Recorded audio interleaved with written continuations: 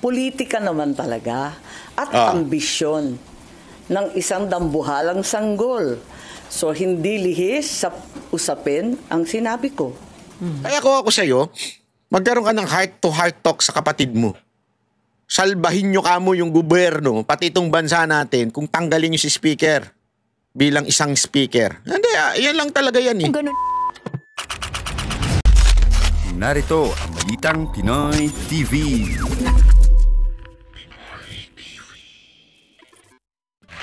Magandang araw po sa inyo lahat. Ako po si Banat Bay at eto na nga, pag-usapan na po natin ng mga issue sa lipunan. Ako po, at hindi ko na mga nangyayari.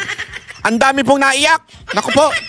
Pero bago po mangyari ang mga ganyang klaseng usapan, ulitin lang po natin mga kababayan, baka naman pwede mag-subscribe na po kayo kasi sa mga nanonood, 52% hindi nakasubscribe. Pero alam nyo nakita ko yung statistics medyo umaangat na po ito. Marami na po ang nanonood na nakasubscribe. Pero kung maaari pa, yung iba pa, yung remaining na nanonood, baka naman pwede tayo mag-subscribe.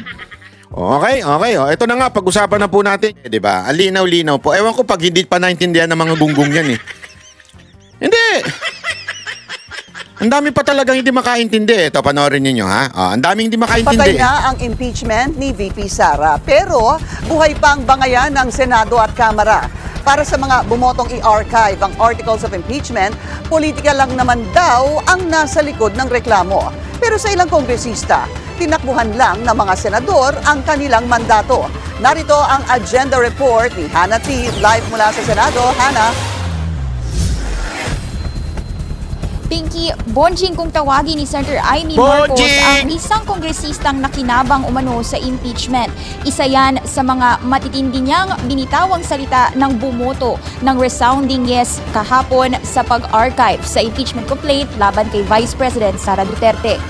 Bakit naman ngayon ay naging tagabantay na lamang sila ng humihiyaw na dambuhalang sanggol? Ginawa ng bonjing na armas ang impeachment. Hindi pinangalan. Grabe bonjing. Sino kaya yung bonjing na yun? Paki-comment nga po dyan. Kung sino yung bonjing na yun? Na ng senadora kung sino ito. Pero sinundan niya ng matinding pasaring sa Kamara. Ano kaya kung yung speaker nyo na lang ang paltan nyo? Yon! Kaya nyo yan? Sino sang ayon? Palitan na lang yung speaker. Hindi, alam mo, ito gusto ko lang i-komento ito. Sa totoo lang mga kababayan, I really don't understand. Kanina ko pa iniisip, habang nagkakape tayo ng masarap, iniisip ko, si Marcos makakabawi siya sa lahat ng kapalpakan niya. Makakabawi siya. Kasi may 3 taon pa siya kahit papaano. Sabi mo ng 2. Kasi yung last year, kampanya na talaga yan. So sabi mo ng 2 taon, kaya niyang bawiin yung nasira niyang mga pangako, yung kapalpakan niya, kaya niyang bawiin yan. Kung sana, hindi niya ginawang speaker this time si Speaker Romualdez. Kasi talagang, alam mo, kahit, kita nyo naman, di ba? Kahit yung mga kaalyado nila, alam na kaya bumabagsak itong gobyerno to dahil sa kanyang pinsan. Ano ba mga issue? Blanco sa budget. Yung mga flood control na kung saan siya napunta. Alam naman po natin yung mga insertion na yan, kanino nang galing. Sa mga mambabatas yan. Di ba? Kaya nga meron silang sacrificial lamb na yun ang tinanggal. Hindi ko napapangalanan yun. Kasi nga po, alam natin na nagkaroon talaga ng katarantaduhan. Ang hindi ko magets, ba't hindi niya matanggal bilang speaker itong si Tamba? Ang isa lang ang naiisip ko, may hawak si Tamba na hindi kaya ni Marcos gawin or else pwede siyang ilaglag ni Tamba. Yun lang ang nasa isip ko. Kasi, ewan ko or, hindi lang pala isa, 2. Or nakikinabang siya sa mga ginagawa ni Tamba. Ano sa tingin ninyo? Cheap political trick ang tawag ni House Deputy Majority Leader Zia Alonto Adyong dito. Anya, kesa atakihin ng Kamara, mag-focus na lang daw ang senadora sa trabaho nitong maglitis ng impeached officials at huwag takbuhan ito. Sabi naman ni House Senior Deputy Speaker J.J. Suarez, walang sino man ang pwedeng magdikta sa kanila kung sino ang dapat mamuno sa Kongreso. Pero paliwanag ng Senadora, nararapat lang daw na i-mention niya sa explanation of vote ang issue sa Kamara kahapon. Politika naman talaga at ambisyon ng isang dambuhalang sanggol. So hindi lihis sa usapin ang sinabi ko. May chismis umano siyang natanggap na may ilang kongresistang tutol sa liderato ni House Speaker Martin Romualdez na na-re-elect ng buksan ng 20th Congress nitong Hulyo. Maraming abangers, di ba? Sino ba nagsabi nun? Maraming nag-iintay. Pero hindi dumating. Ang bas-bas, yun ang problema. Ang tanging botong inaantay ay yung boto ng Malacanang. Nang tanungin ko Yon. So, ibig sabihin, Ma'am Senator, Madam Senator, yung kapatid mo may kasalanan. Wag mo nang, deny yun. Sabi mo nga nakabang na Kasi ganyan naman talaga Di ba nangyari na rin yan kay Pangulong Duterte noon? Kung nag-antay lahat hanggang may tumawag last minute.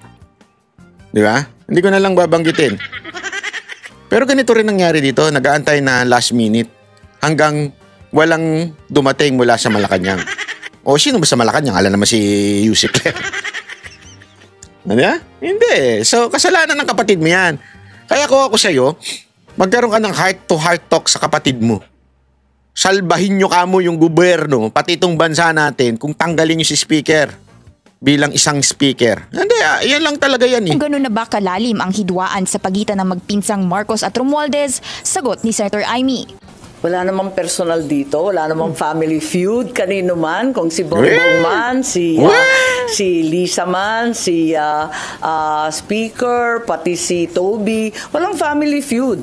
Ang issue talaga politika at prinsipyo. Yan ang problema kay Amy. Lagi niya pa rin nililigtas yung kapatid niya. Yan ang problema ko. Yan ang mabigat kong problema kay Amy. Yung mga bitaw niya, okay sana. Yung mga sinasabi niya, mga hearing niya, okay sana. Yung mga support niya ka mga Duterte, okay sana. Pero yung lagi mo na lang inililigtas ang pamilya ninyo. Hindi pwede. Hindi talaga pwede. Kung talagang ikaw ay sincere, itodo mo na, isagad mo na. Ikaw na nga nagsabi, walang tawag na nanggaling sa Malacanang. Sino may kasalanan? Kapatid mo. Di ba? Diretsoy mo na. Kasalanan ng kapatid ko to, Kung may bonjing. Ay. Maraming naghihirap sa ating taong bayan. Pagdating sa impeachment, kumpiyansa ang senadora na malabo nang magbago ang isip ng SC, kaya dapat lang ang archival ng mga reklamo. Ibig sabihin, pinatay ito dahil nga immediately executory ang desisyon ng Korte Suprema. Mas maganda raw yan sa hinaing motion to table ni Senate Minority Leader Tito Soto para hindi magkaroon ng constitutional crisis. Patay na pwedeng buhayin. So kung tinable, buhay yon na pwedeng patayin. Bumuhos ang disappointment sa oposisyon matapos ang naging pagboto. It is our institution which, in the words of colleagues, killed the articles of impeachment. Hindi po dapat mahirap at teknikal ang impeachment. Wala sa hanay ng mga senador na bumoto ng no ang nagsasabi na hindi dapat respetuhin ang pasya ng Korte Suprema. Ano point nyo? Hintayin lang ang final decision. Tingnan ninyo, yan ang lagi nilang punto. Antayin lang daw. Pati ito mga Kumalma rin ang ilang kongresista sa desisyong i-archive o isang tabi ang impeachment case laban sa bise. Giit nila minadali at premature ang naging aksyon ng Senado. Ang detalye sa agenda report ni Joan Manalo. Minadali daw. Minadali. Ano ibig sabihin ng minadali? Anong root word nun? Madali, mabilis. Di ba? Madali, madaliin. Ano sabi ng korte? Tagalan ninyo ang pag-execute. Yun ba sinabi? Ipagpaliban nyo muna ang pag-execute ng order namin. Hindi. Ako, ang linaw-linaw di ba? Ano sabi ng Supreme Court? Huwag nyo muna. Antayin nyo muna yung sagot namin sa MR. Sige nga, ano sinabi ng Supreme Court sa mga matatalinong nakakaalam ng desisyon? Tandaan ninyo ha, lumabas yung pangalawang utos ng Supreme Court the day before August 6. Talagang itiniming nila. Alam nila na magkakaroon ng desisyon o magkakaroon ng debate on the August 6 sa Senate, kaya naglabas sila ng August 5 para malinaw ano ang dapat gawin ng mga senador. Ano nilabas na desisyon? Sabi ba doon, magpatumpik-tumpik muna kayo sa pagpapatupad nito? Or, forthwith executory? O sinabi ba ng Supreme Court na isihan nyo lang ang pagpapatupad nito? O sabi ng mga kababaihan, take it slow. Gago! O kaya, dahan-dahan lang. Gago! Ano sinabi ng Supreme Court? Sige nga. Yung mga matatalino dyan, ilagay nyo dyan, isulat ninyo. Oh. Di ba? The day before magkaroon ng pagdinig ang Senado, naglabas ng pangalawang utos. Ano sabi? Immediately executory. Pag sinabi mo bang immediately executory, kailangan magmadali o hindi?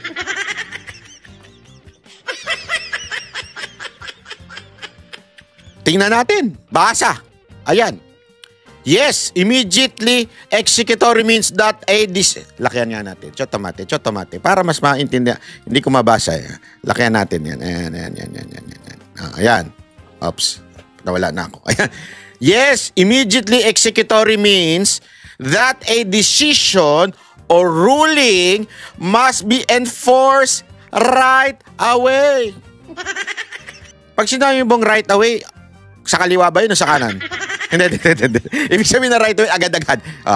Even if a party o yung kabilang panig files a motion for reconsideration. Sabi dito, kahit MR o mag-motion for reconsideration ng isang party doon sa kaso, pag sinabi ng Supreme Court na immediately executory, dapat sundin agad-agad o enforce right away. In legal context, especially in the Philippines, when a decision is immediately executory, it takes effect at once upon promulgation. This means no need to wait for the lapse of time to appeal. Wag nang antayin ang appeal or for the resolution of motion for reconsideration.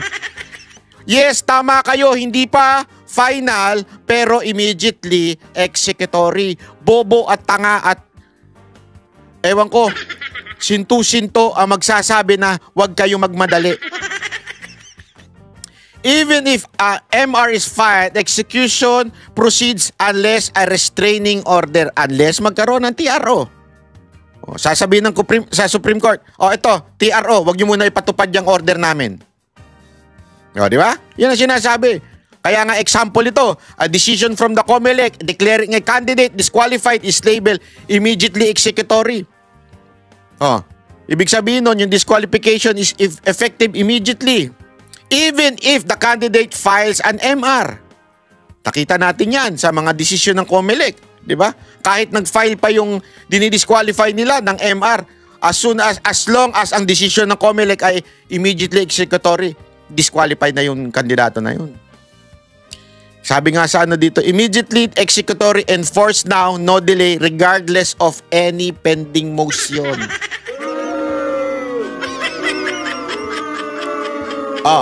Tanungin ko kayo uli sa mga matatalino dyan.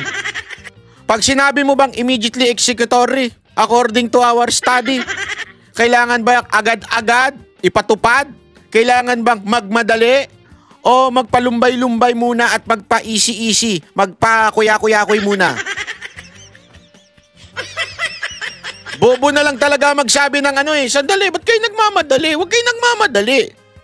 Kaya nga alam mo, ewan ko, dahil sa politika, ang dami naging bobong politiko. Oo. Dahil init na init ang ulo nila kay VP Sara Duterte. Karamihan ng mga nag-no doon sa Senado, yan ang dahilan nila eh. Yan ang dahilan nila eh. May MR pa kasi kaya huwag tayong agad-agad. Ano doon ang hindi nyo naintindihan na immediately executory? Bobo ba kayo? Tanga ba kayo? Grade 1 ba kayo? Hindi nyo pa ba napag-aralan ng salitang immediately? Di ba? Pag kayo inutusan ng asawa nyo, umuwi ka dito immediately ha? Pag hindi ka umuwi dito immediately. Ha? Yari ka, sa kulambu ka. Uwi ka sa bahay mo. Tapos, mga madaling araw ka na umuwi. Sasabihin mo sa kanya, relax lang. Nagpaano lang ako dyan, nagpagupit lang ako. Madaling araw, nagpagupit? Oo, may barbershop dun sa loob ng ano.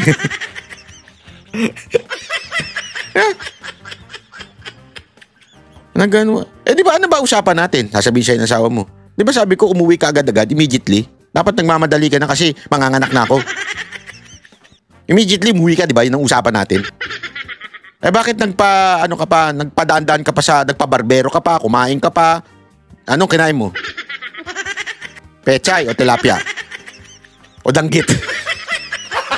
Gago! Di ba? Ano? Anong dahilan mo? Ba't ka ba nagmamadali? Usapan natin immediately! Easy lang. Ba't ka nagmamadali? Pwede yung masabihin sa asawa mo yun? Ha? O, tuloy natin. In the matter of the impeachment trial of Vice President Sara Zimmerman Duterte, to the archives, the same is hereby approved. Bakit ba nagmamadali ang Senado na isara ang VP Sara impeachment? Yan ang tanong ni House Deputy Minority Leader at ML Party List Representative Laila De Lima. Kaugnay ng desisyon ng Senado na i-archive ang articles of impeachment matapos itong ibasura ng Korte Suprema. Okay, very much concerned talaga. Disconcerting. At hindi na naman nga po ako nakatulog. Ang hindi po namin maintindihan kung bakit pinilit nilang may archive instead of just, pending na muna yung alternative action na pinopose ni former Senate President and Minority Leader of the Senate, Senator Tito Soto, ay ayun ang maganda dapat. I-table na muna pending the resolution of the MRs filed with the Supreme Court. Paliwanag din ni De Lima. Sabi kasi immediately. Sino man nagsabi? Sino? Yung mga senador ba nagsabi? O ang Supreme Court? Sinabi ba ng Supreme Court immediately? O hindi? Hindi porket immediately executory ang SC ruling ay pinal na ito. Kasi nga, meron pang motion for recall. Wala naman sinasabing finally. Walang sinasabing final na. Ang sinasabi dito, sabi ng Supreme Court nagsabi, immediately executory. Mga abogado ba kayo? Pwede nyo alam yun.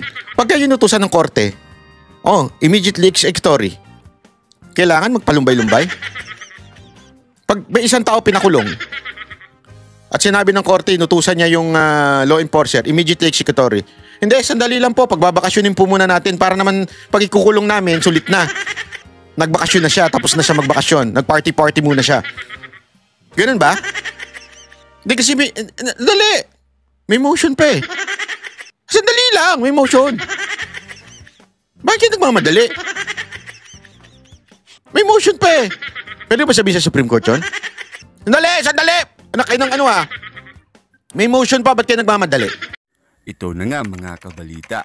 Ano na ang masasabi nyo patungkol sa balitang ito? Please comment down below mga kabalita. Pag-usapan natin yan sa comment section. At kung di ka pa nakasubscribe sa ating channel, baka naman